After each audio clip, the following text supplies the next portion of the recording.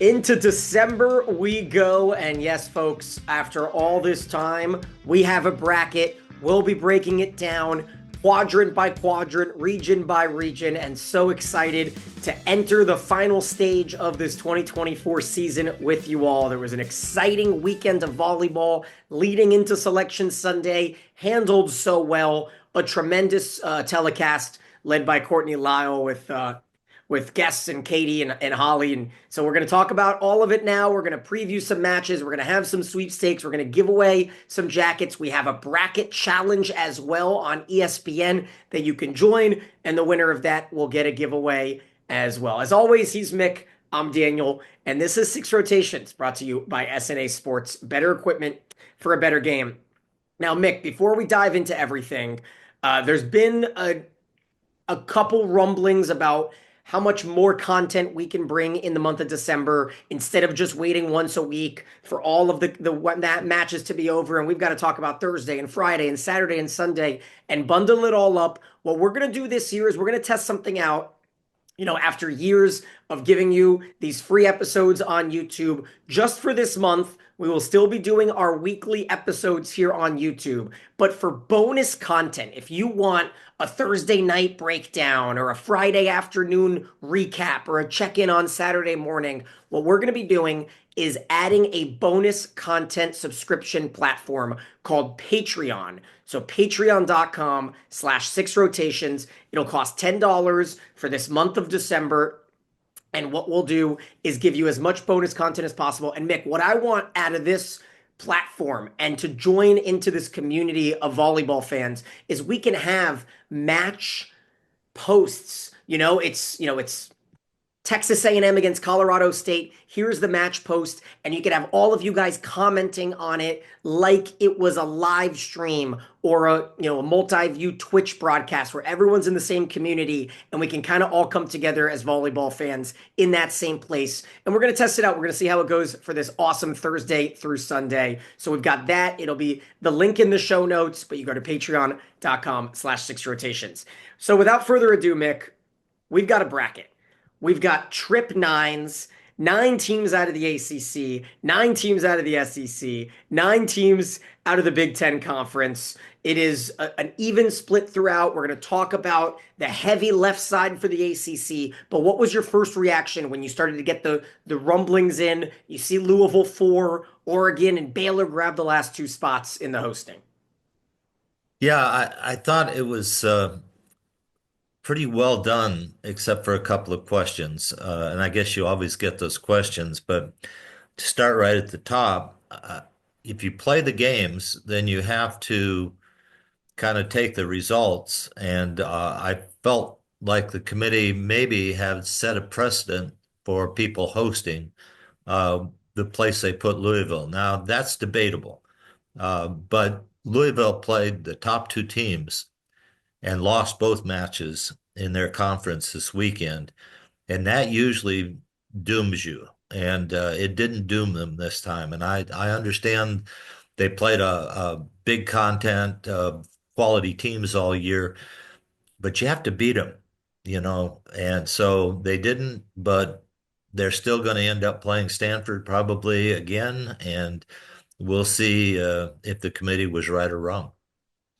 Now, buckle in, folks. Some people on YouTube have been asking for our longer episodes to come back. We got nowhere to go. This is going to be a meaty one. We will be dissecting these quadrants. There were some really, really fun matches as well that I want to give a shout out to. So we can try to do that as we get through the quadrants. But like you mentioned, Louisville lost to Pittsburgh in 4 sets, over 12,000 fans in the Yum Center. And then Stanford escapes Georgia Tech in 5. Beats Louisville in 4, but the Cardinals don't get that bump over to the 4th spot. Meanwhile, Nebraska and Penn State share the Big Ten. Penn State upsets Nebraska at home in 4 sets on Friday afternoon, evening. It was an emotional match in Rec Hall. Shoemaker Cawley should be Coach of the Year if you have a heart. And, it was just one of those tearjerkers throughout. A couple other big upsets. SMU lost to NC State on the final day of the season. Probably got the Wolfpack in to the field of 64. Meanwhile, Baylor and Utah escaped very average teams to continue their claims and get them into the top 16 with 5 set wins over Cincinnati and Iowa State, respectively. Purdue reverse swept Oregon. Kentucky won the SEC outright against Mizzou. Wisconsin escaped Ohio State. And the Gators kept on dropping. They lost their last 2 matches as well. So, Mick, why don't we go ahead and go quadrant by quadrant? You've got the whole bracket here. If you want to pause, I'm sure you've seen it before, but we're not going to kind of, give you some zoom in and try to get everything. We're going to go quadrant by quadrant, Mick, and we are going to start with the #1 overall team as the Pittsburgh Panthers will match up with Morehead State. Oklahoma as an 8 seed. Now, you look at the 8 seeds from around this entire tournament, Mick. I'm not sure any of them are necessarily dangerous. North Carolina is a very talented team over in Penn State's region. What do you think about this draw here for Pitt with TCU and Oregon? Well, it's interesting. I think anybody that gets in this quadrant has to deal with Pitt eventually, and so it's not good. I guess is what I would say. But I'd say that the team that got the better draw was Minnesota. They could sneak out. They could play Kentucky. They're certainly capable of beating Kentucky. That would put them up against the SMU possibly.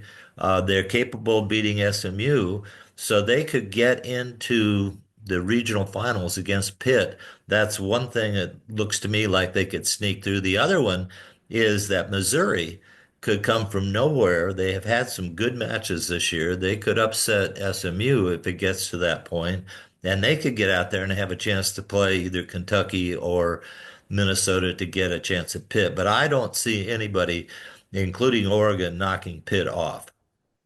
Yeah, we'll go back for that first quadrant first because I think TCU Hawaii is one of the more exciting first round matches. I think TCU had a legitimate gripe to jump over Baylor and host, and Oregon grabbed that final spot, the 16 seed. Remember, it's very strange now that they've seeded it 1 through 9 and 1 through 8 because you've got to remember Oregon is the 16 here. That's why they're with Pitt.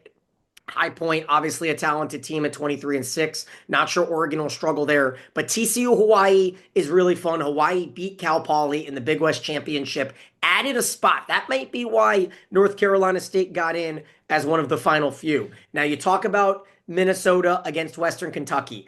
It always seems like the Hilltoppers wind up in Lexington, a dangerous spot there for Kentucky, regardless of who they play. And then you talk about Texas State, a team that you know really well. But SMU, I think, got a really tough draw overall. You put SMU into Pitt's quadrant, and yes, they're the weakest 2 seed, but they probably would have rather been the strongest 3 seed now that you have to see the journey for SMU.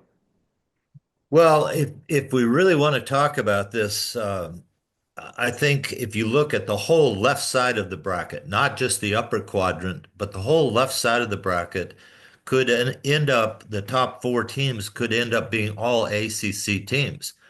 Whether SMU drew Pitt or they drew Stanford or they drew Louisville, they're all in the same side of the bracket. And that's very interesting. Whether that was done on purpose or not is up for debate.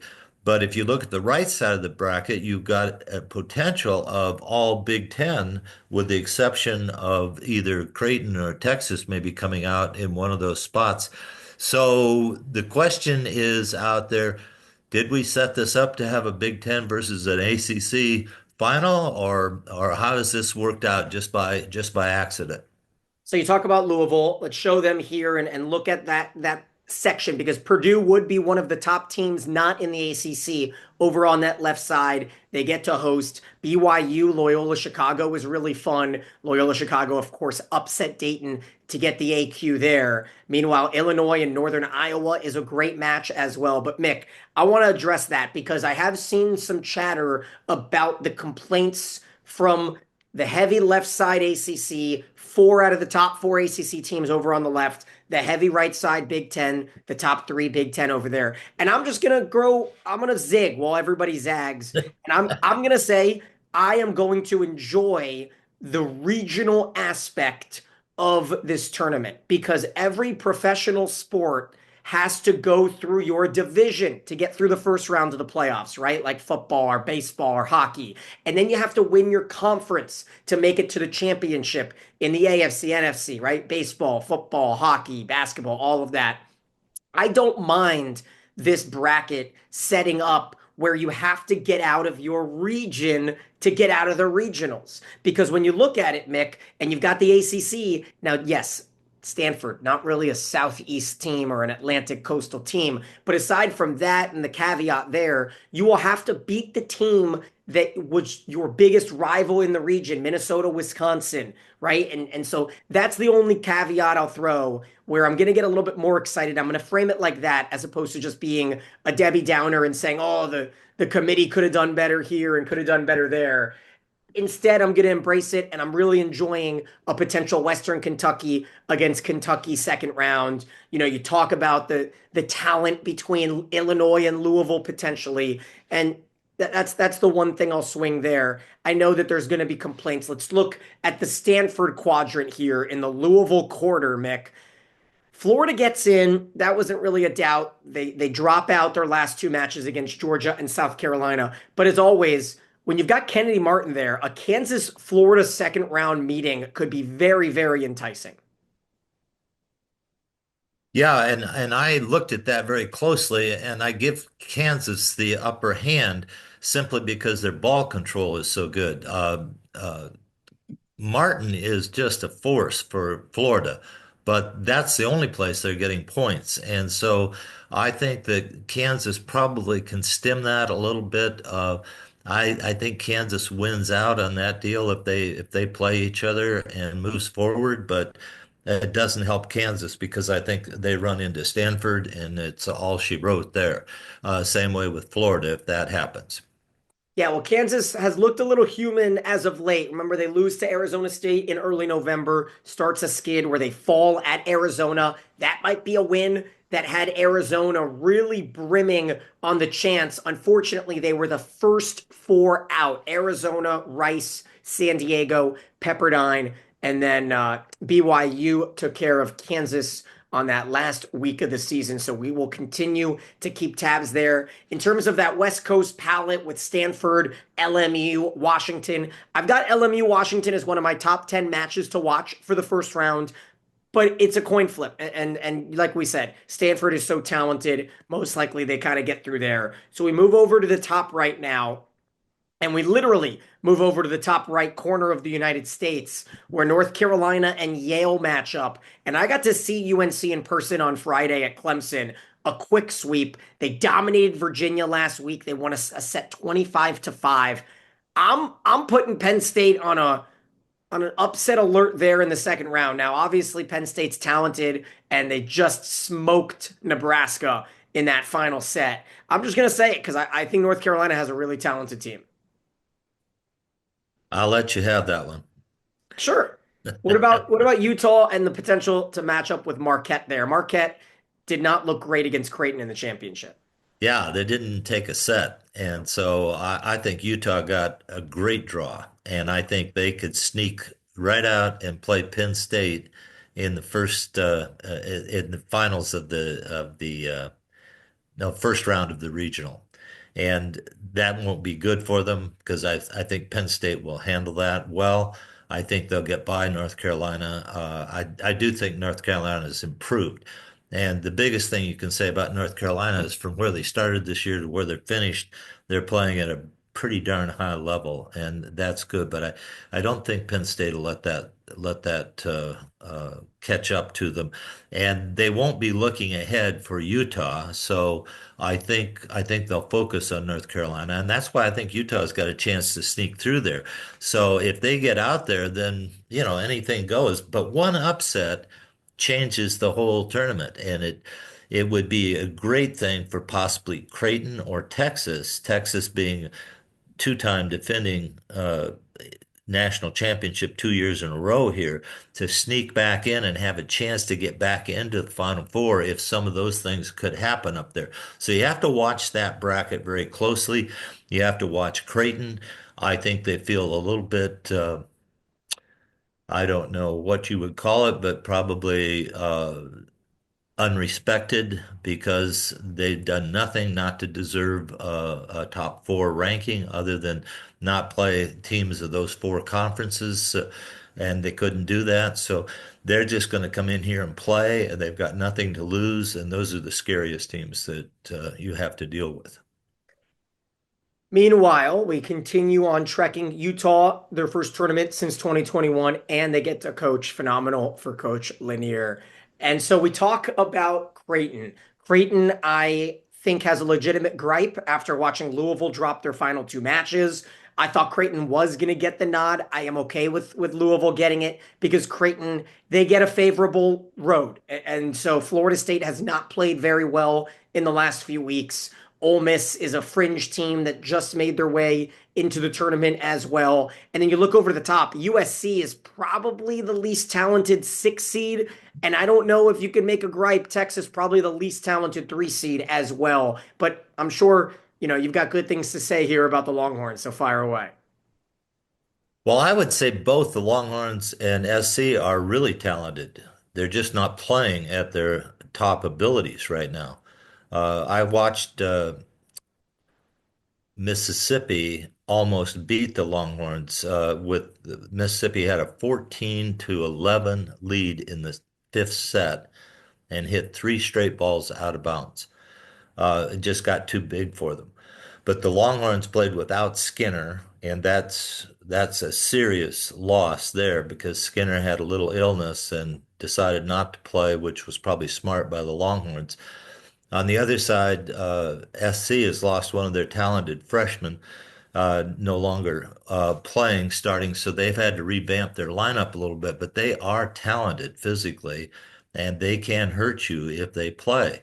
So it's interesting to see if they get the spark here at the end of the season. They're going to fly out to Austin, and that's going to be an interesting match. They seem to have settled in with their 5-1 system with Carlson's setting, so that seems to not be an issue anymore. And so the thing that I noticed about Texas is they've almost doubled the number of sets to the two middles, and that diversifies their offense greatly. If they can continue to do that, then they might be a threat to really do some damage. Yeah, quickly, just to run through the other three seeds are Arizona State, Kansas, and Kentucky. So, not saying that Texas is not talented. Of course, back to back defending champs. Just I feel like they're probably the fourth of those four teams. They get a nice matchup with a team they're very familiar with Texas A&M Corpus Christi. The Islanders won the Southland. Remember, UT Arlington had a crazy comeback in the fifth set of the WAC championship. They were down 14-11 to GCU, stormed all the way back to win the final 5 points and take the title. So they'll match up with USC. That's an early one, too. That's the first match of the day on Thursday at 5 o'clock Eastern, 4 o'clock Central in Gregory. And I wouldn't be surprised if UT Arlington had a good fan base in that matchup, Mick. And that's a good one to watch as well. Can't be too far of a drive from Arlington to Austin. 3 hours and they'll be there and they'll be there in force. And no, I actually think that's a match you really want to watch because I think UTA has been pushing and pushing this program to finally get back into the limelight ever since they went to the Final Four many years ago. And JT Wenger's done a great job of putting that team together. This would be a great upset for his club to get a chance to get in there and play Texas or one of these other schools that they don't really have on their schedule. So USC has to be not looking ahead. They have to focus on UTA, or it could be a really good match. Remember, if the seeds can hold, we will have the Mick Haley Bowl coming up on Saturday. It will be really fun as USC and Texas, a collision course. Don't tell me that that was an accident. There's no such thing as coincidences. So we move on to the Nebraska quarter. So Nebraska gets the number 2 overall seed, but they by no means get a cakewalk in their own quadrant. I will say the 4 and the 5 are friendly for Nebraska, as you would imagine. Baylor arguably got a gift in the top 16. They were 20th RPI. They were behind some of the other teams that got snubbed like TCU. Dayton, a team that has not proved themselves all season. But Mick, Nebraska, Miami. It could be a dandy of a second rounder if Miami gets past a very good South Dakota State Jackrabbits team. Yeah, I was thinking Nebraska versus South Dakota State. You know, they've only lost one match all season, and that was to their rival, South Dakota, in their championship game. And this is a team that's been ranked in the top 20 all year. They've been really quite good. I don't know what their final ranking was. It's something between 20 and 32, I think. But they have the ability to play an upset. They want people to know that they actually exist and they're coming to make a name for themselves. Miami has to play against this team and win before they get a chance at Nebraska. Yep, remember Miami with wins over Texas and Stanford. Maybe the best resume of any non-hosting team when you go by best wins. And so that's something that you got to keep an eye on. The two losses for South Dakota State were regular season against St. Thomas back in early November. And then, yes, you mentioned the championship of the Summit League. So how about that? Two Summit League teams in the field of 64. There's always that one conference. Last year it was the Big West. Now it's the Summit League that grabs a few, with South Dakota also reaching the field of 64. Meanwhile, Wofford, Baylor, South Carolina, Dayton. Any thoughts there? You know, you got a couple talented, unranked teams that could maybe put a run up, but I just don't see anyone putting up a stopping against Nebraska if they make it through. You know who's hot is South Carolina. Yep. And Riley Whiteside is unbelievable. I believe I have her last name right. She comes out of the back row like well, like Skinner. I mean, she brings it out of the back row. She sees the court really well. She's their leader. She's their inspirational leader. I think they're hot, and I wouldn't want to play them. In this bracket, I think Baylor got a gift. I could see them seeing themselves in the regionals. I think Dayton has finally gotten a decent, I mean, they've been ranked 14th all year, and they have a decent draw here, even though they don't get to host. And I'm not sure why that is. Maybe they couldn't because of basketball in their facility. I'm not sure what the reasoning is here. They certainly deserve to host the play they had all season. But now they can show their stuff. They've got a draw. They can get themselves all the way to the regional. I really like to watch this bracket. This is going to be a fun bracket. Yeah, I think potentially they're not hosting because they couldn't win what was considered a cupcake conference championship, and Loyola Chicago swept them. And so at the end of the day, you leave that sour taste in the committee's mouth, and Dayton doesn't have any top 50 matches this year. And so maybe they just want to see them earn it on a trip out to Waco. And that's not an easy flight. That's not an easy anything to get out to Waco. I remember going with Purdue one year. It is a journey, planes, trains, and automobiles to get down to Waco. So we look at the final quadrant. It's the bottom right. Arizona State matches up with New Hampshire on Friday. I love this Colorado State Texas A&M match. This is my match of the weekend for the first round. It's Friday at 6:30 Eastern. It is a team in Colorado State that is so well coached and so well balanced amongst their seniors, five starting seniors, a senior setter, senior outside, senior middles that are hitting 450, and Naima Weathers, Malaya Jones, Conference Player of the Year, Emery Herman from Texas, the setter. And Texas A&M, they're a team that has slid under the radar, Mick. You know, very similar to Tennessee in that same quadrant. We have not talked too much about those two teams this year. Yeah, I think A&M is well trained. But they're like Minnesota. They only get up for big matches. And I don't know why that is. But Colorado State's got a problem.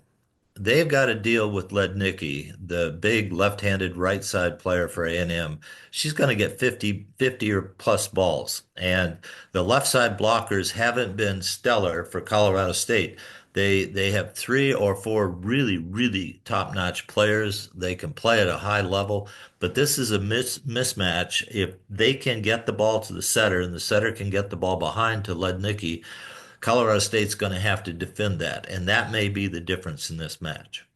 Yeah, going over the resume of Texas A&M, started the season 8-0, but then swept by Wisconsin. They split with Texas. They had that big 5-set win in Austin. split with Missouri, but bad losses. Lost to LSU on the road, and then later in the season, lost to Mississippi State at home. And you dribble down the end of the year, you lose to Tennessee, but a strong finish, a 4-0 finish to the year with wins over Oklahoma, Georgia, and South Carolina in a sweep win. So certainly we're deserving of a tournament spot. I just think that this is a great opportunity for a Mountain West team to make some noise, especially when you look at the location. You're in Arizona, probably no real home court advantage for Texas A&M there. And so we move down to the next one. This is also a top 10 match. You know why, Mick? Every single time that Georgia Tech plays in the NCAA tournament, it's the greatest match you've ever seen. It is what it is. You could lock it in. Georgia Tech just took Stanford and Louisville, or Stanford and Pitt, to 5 sets, pardon me, this past week. So Michelle Collier's team, they're built to go the distance. Tennessee is probably going to hang around long enough to make it a fun match. That's what I think. It's in Madison on Friday afternoon. I watched Tennessee play recently, and they're talented. They have some of the best physical talent out there, but they seem to be undisciplined. And when I say that, they'll hit some shots that you've not seen before, and they're really impressive. And then they'll miss by 14 feet on a shot, and that causes me worry that they aren't focused in on playing the small points really well. And so I think as talented they are, they would scare the living daylights out of me to play them. But I think in the long run, their errors give the other team the chance to win in the tournament for sure. Yeah, Tennessee had the 32nd RPI. They had no bad losses, but they were 1-8 against top 45 teams. The only win coming against Texas A&M a few weeks ago. They did have a 5-set win over Western Kentucky. They're sitting just on the outside of that top 45 cut line. So we finish it off, Mick, with Wisconsin. They were the final team to be announced. They will have a collision course per se with Nebraska, but I'm going to go out on a limb and say Arizona State is probably my favorite in this region when you come to the fact that Wisconsin playing in Nebraska, I don't think they're going to have home court against Arizona State in terms of fans. No, and I think now it comes down to the proof of the pudding. Arizona State has flown under the radar for most of the year. They've been exceptionally efficient. They don't give points. They're like Kansas. They don't give up many points, yet they're able to score the ball at a high level. The question now will be, how are they going to do against all these different opponents that they haven't probably scouted earlier and they're going to play now. So I'm going to watch particularly Arizona State. They get a chance to host, which is good for them. The football team's doing well out there. All of their athletic programs seem to be on the upswing. People in Arizona are excited about what they're doing, especially in Phoenix. So everything's going well for them. Let's see what happens there. Yep. So we wrap it up by talking about those last four teams in, and interesting enough, they put San Diego State on that line as the last four in, with UTEP, who won the NIVC last season, Washington, and NC State, who certainly got in with that win over SMU. I think it was probably Arizona in until NC State bumped them out, and then Pepperdine, Rice, and San Diego, the four teams that were out. Do you think, Mick, by looking at the RPI, was there any significant snub in the process? Arizona and Rice were both 40, right around that 40 mark, and did not get in. I thought USD probably deserved a closer look to getting in, but there are a lot of freshmen on that team, so they may be a year out. I saw a post by Jenny Volpe, the head coach at Rice this morning. She said, "Remember this feeling. We don't want to feel like this again. Good luck to everybody that's in." Basically, they're not going to cry wolf here, but they're ticked. They want in this tournament, and they're going to do everything they can to get in here next year.